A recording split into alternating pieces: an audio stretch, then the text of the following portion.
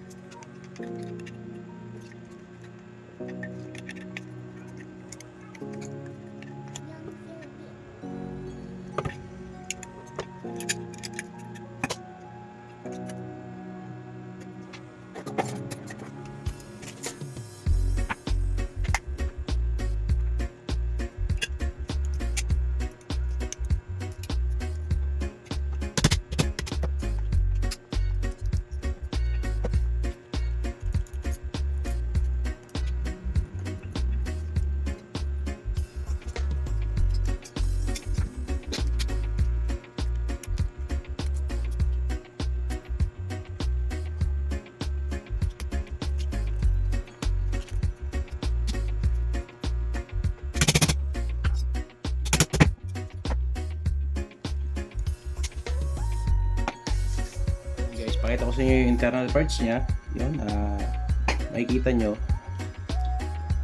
yung piston niya is mas mahaba, tsaka yung cylinder kumpara sa normal na cylinder at piston ng M4. So, pakita ko sa inyo yung diferensya. Yan. So, halos 1 inch din yung diferensya nila. So, yun, simulan na natin. Yan guys, ito yung stock piston. Then, gagamit tayo ng 19 teeth na SHS piston body. So, mas matigas yung ngipin nito.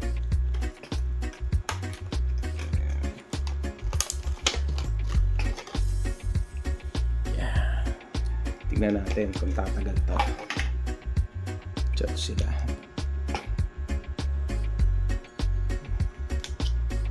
Then, nagpalit na rin tayo ng cylinder head. Yeah. So, good morning. FPS check muna tayo using 0.45 dito sa DMR. 37.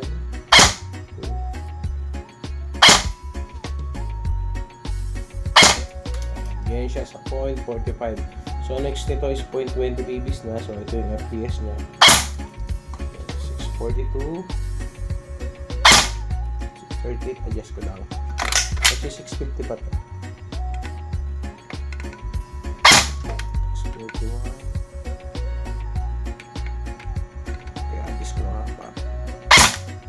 657. 657. Magsi 660 pa yan. Kaya